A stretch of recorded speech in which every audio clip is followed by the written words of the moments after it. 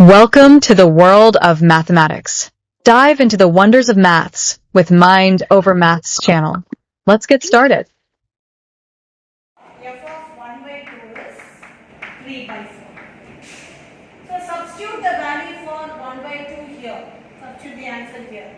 So you get minus 3 by 4 is equal to 4 by 5, 0 to infinity,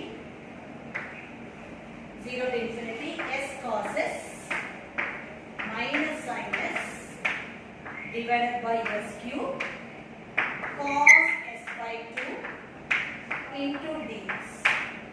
So now bring this 4 by 5 to the other side. So you get the answer as